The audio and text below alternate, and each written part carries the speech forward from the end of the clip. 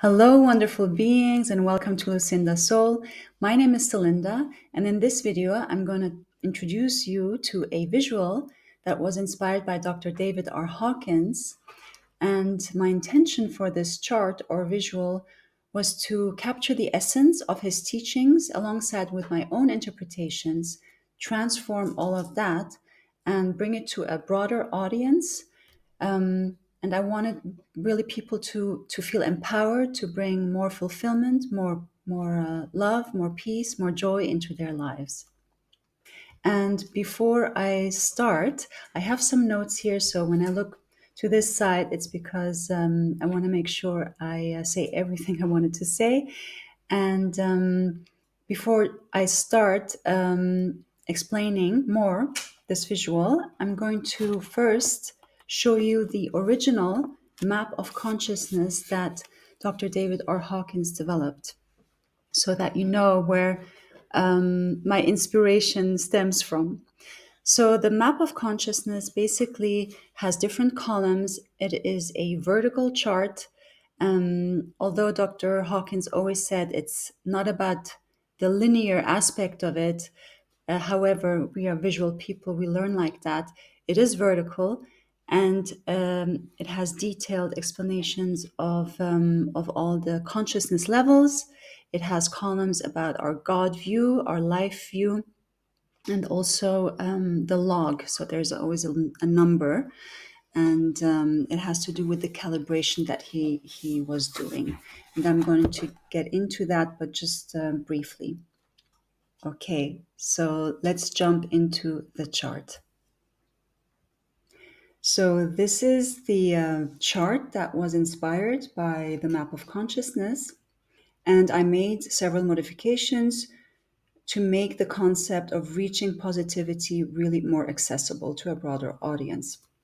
And one key change was, as I said before, shifting from a vertical layout to a horizontal one. Since humans naturally interpret visuals intuitively, a vertical framework might be perceived as a staircase to an unattainable paradise, creating the impression that the journey is out of reach. And I really didn't want that. So I wanted a more natural flow from left to right, sort of like navigating through life. In contrast, a horizontal design reinforces the idea that this path of self inquiry and self awareness is accessible to everyone. And Dr. Hawkins also wanted that. He really emphasized that. He wanted everyone to know that this is an accessible path for everyone. And so this chart allows individuals to move at their own pace, navigating through life, revisiting the past. Maybe you go back, to the left side, revisit your past, look at your resistances, and then progress from left to right without getting lost in the different stages within. So initially, I was imagining those different stages being part of a sphere, of a globe, and basically uplifting all of our emotions into the 5D realm. But I think that's probably an evolution that's going to take place maybe 10 years from now, 20 years from now, who knows. But I really thought that we will probably never ever not feel anger or grief or guilt or have desires, but I think they just will flow through us more easily. So, in addition to removing all the stages, I also removed the calibrations and the view of God and life because as we progress from left to right, our view of God and life will change really automatically as a consequence. So, I did not want to get lost in that too much. So it was really important that we focus primarily on the entryway to life affirming attitudes. And that is the threshold that you see there, where the versus sign is. So that line. This serves as the first and most crucial milestone, emphasizing that achieving is within everyone's reach. So once we have reached that crucial milestone, then we are ready to move to the right. Another thing I wanted to emphasize is the aspect that this chart is not only a tool for evaluating and enhancing our interpersonal relationships, but it can also serve as a tool for business strategies. So a business model becomes more effective when it is rooted in life supporting principles, as you see on the right side of the chart. And similarly, products can be marketed in a way that fosters a positive feedback loop. So, this is another thing that I wanted to emphasize. So, let's move on. So, if you're interested in business applications of this model, I will be posting a series of videos on LinkedIn on my personal account, Celinda Gayer, where I will be doing probably like 9 or 10 videos. I was thinking maybe once a week, like every Thursday, shorter videos that go into business applications, and I will use examples from the hospitality industry since I'm a hotelier. So that will be fun. So to continue, so we naturally talk of people as being positive and negative, and this is not random. So also at work, we naturally gravitate towards a group of people that we enjoy working with, and we tend to avoid people that we do not like to work with. So it's a very natural process. There's nothing wrong about that. But have you ever wondered why that is? So we all do that. We do tend to gossip or talk negatively about other people, about aspects, negative aspects of other people's lives. But what we don't realize really unconsciously, we are reinforcing those exact aspects within ourselves because life works in a feedback loop, and we actually emphasize in others what we emphasize in others actually reinforce within ourselves. So it would be in our best interest really to really highlight the positive qualities of the people around us, focus on the positive aspects of life. And one thing you really can do and everyone can do is just try to make other people feel good about themselves. And you don't have to flatter, you don't have to, fake compliments or anything like that. I'm not suggesting that, but everybody has positive qualities, and just focus on that and bring that to life. So uh, okay, another thing is so we've talked about people at in your workplace, but the same thing we can say about competitors.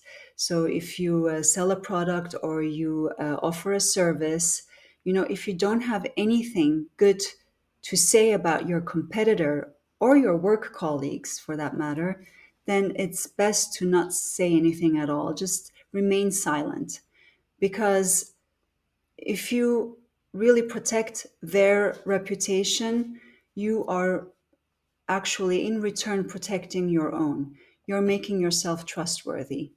So keep that in mind, please.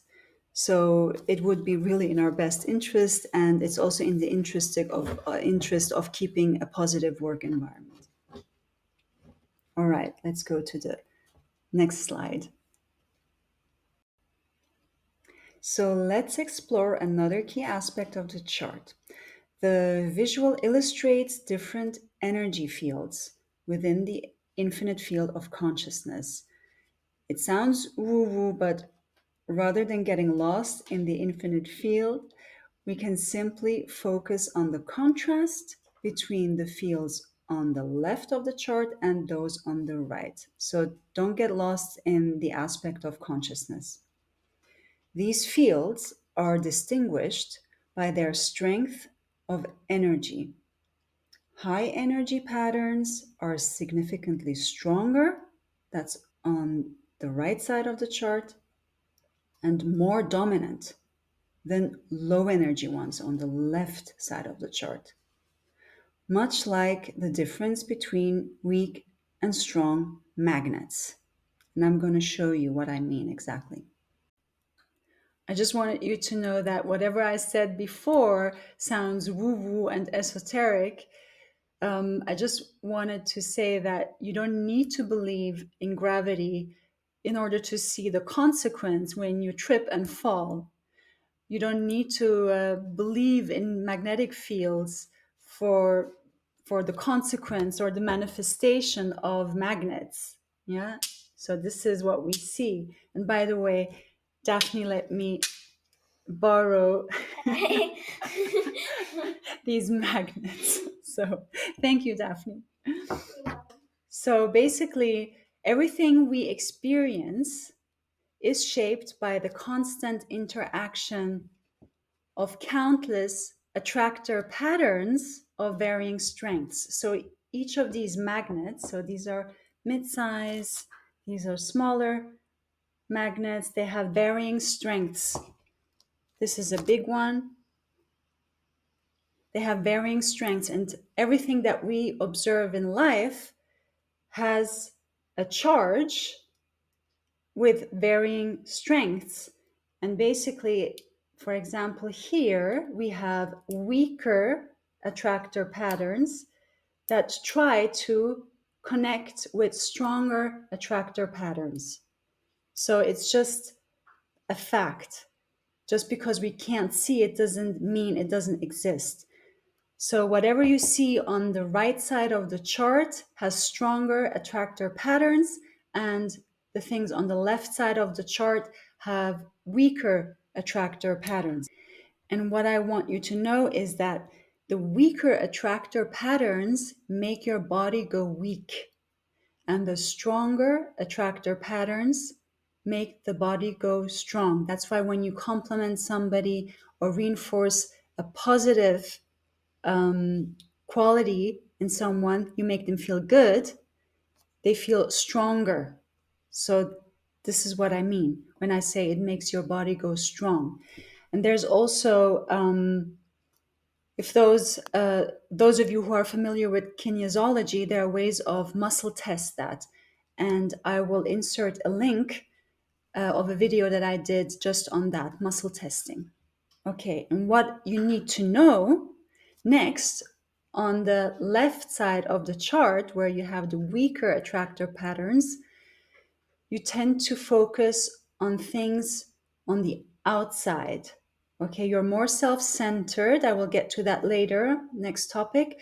But you tend to wanting to change what's outside, the charge of your outside world, external triggers, external factors that you want to change in order to change your life or change your circumstances around you.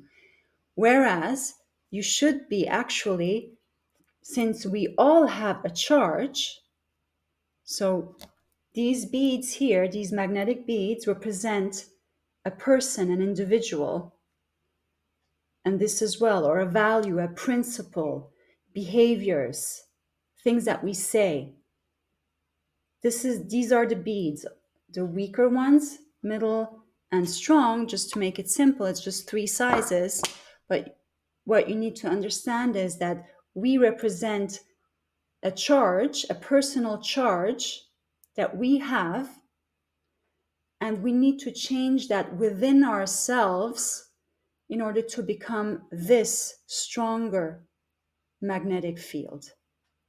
So we need to focus on inner work in order to change our attitudes, our behaviors, in order to change what's around us, to become attracted to things around us that are positive. So this is really what I want you to know. And it's a shift of the heart. It's not the shift of the mind. It's a shift of the heart that needs to happen. It's a split moment, actually. So it's not a big shift, but it's a big shift when you see the consequence of it. Let's move on. For now, I invite you to focus on the key threshold that leads into the realm of integrity, honesty, authenticity, responsibility or accountability, and truth, which is represented by courage, okay, on the right side. So, courage is the entryway, and love serves as the gateway to spirituality on the far right. But I won't delve into those labels or identifiers just yet. So don't, get lost into focusing on courage and love. The most essential step is understanding how to transition into the right side of the chart first. So, when we say the right side of the chart is the realm of integrity, honesty, authenticity, responsibility, and truth, it means the opposite side, the left side of the chart, is representing the absence of that. So the absence of truth. It's not falsehood that it's representing, just truth isn't there. It's the absence of truth, the absence of responsibility, the absence of authenticity.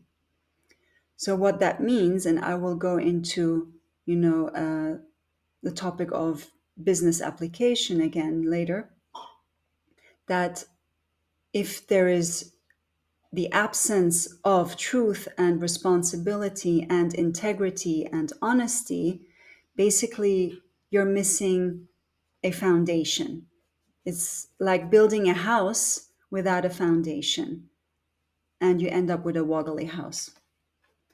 So, on the left side of the chart, life is driven by survival, leading to a self centered, that's what I said before, mindset focused solely on doing what is necessary. So, what is necessary to survive. And in this state, we prey on others and seek to acquire energy at their expense. We acquire energy at their expense, at the expense of others. Since survival is rooted in acquisition, we tend to perceive others as rivals, competitors, enemies, and threats. We have all encountered individuals or businesses that operate with hostility, aggression, predatory tactics, deceptive strategies to gain an upper hand. So, this perspective also shapes marketing approaches.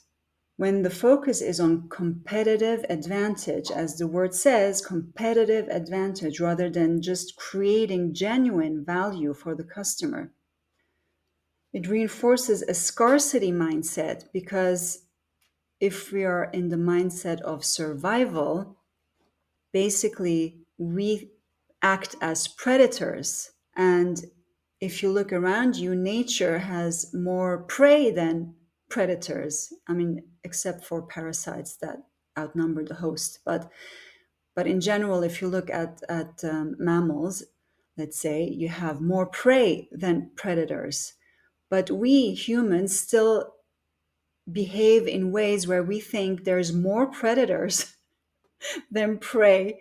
So it's a mindset of scarcity and not the mindset of abundance. A fox doesn't think, oh, there's 10 foxes for one rabbit.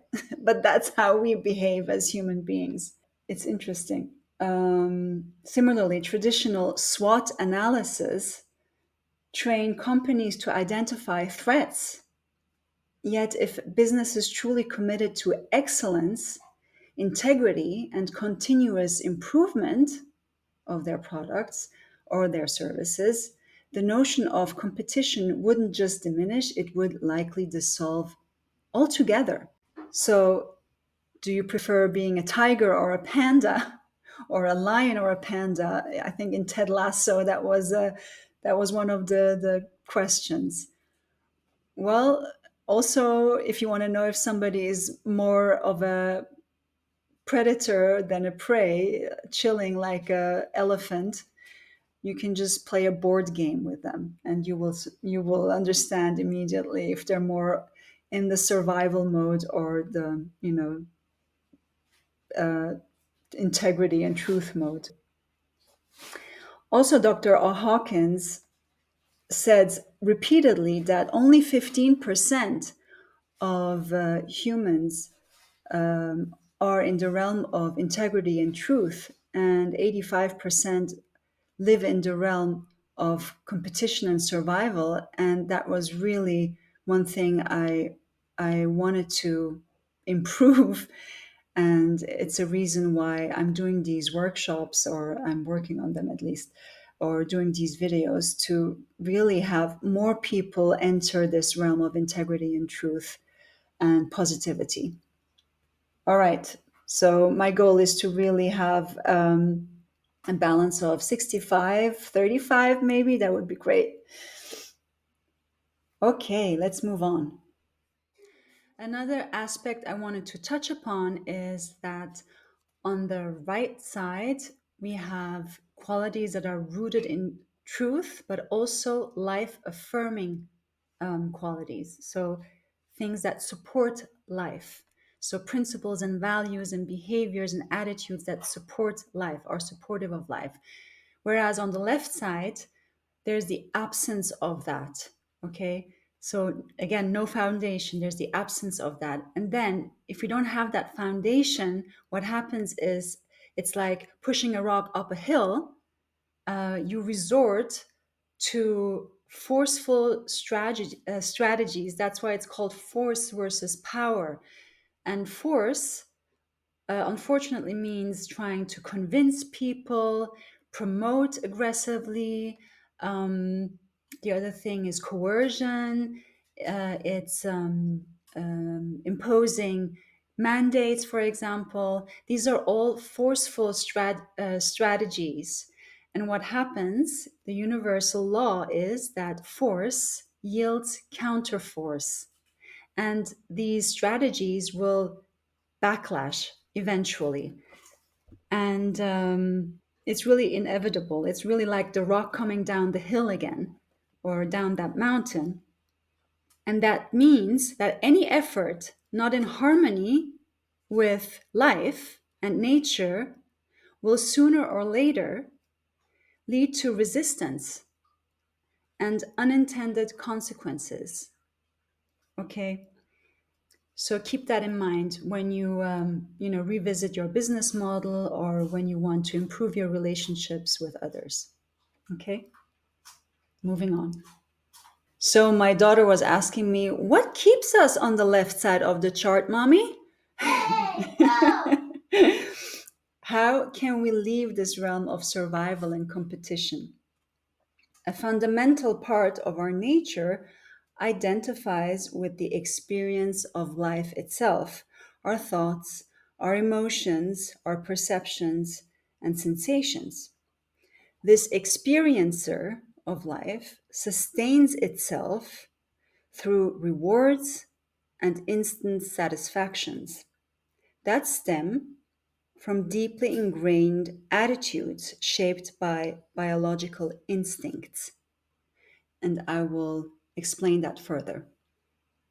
So basically, our experiencer is constantly looking out for what is dangerous, what is harmful potentially, where is our next enemy preying on us, and also, of course, not to underestimate what is exciting, right? And what is entertaining. So this is our experiencer. And what we need to do is identify what attracts the experiencer and what is it that it resists, so we can calm that experiencer down. So there's an opposite element here. So exactly like the magnets, we have something that attracts the experiencer, and therefore there's also something it repels, the aversion of the experiencer, something it dislikes. So we need to unveil that, discover what it is. And for that, I will show you another chart. So here you will see common dualities of the experiencer. As I said before, things that it attracts and the things that it resists or dislikes. So the key to shifting to the right side of the chart lies in our willingness to release these attachments. When we surrender our attraction to a particular outcome, we also dissolve our resistance to its opposite. And I think that's really, really important to understand. We need to dissolve the resistance to its opposite.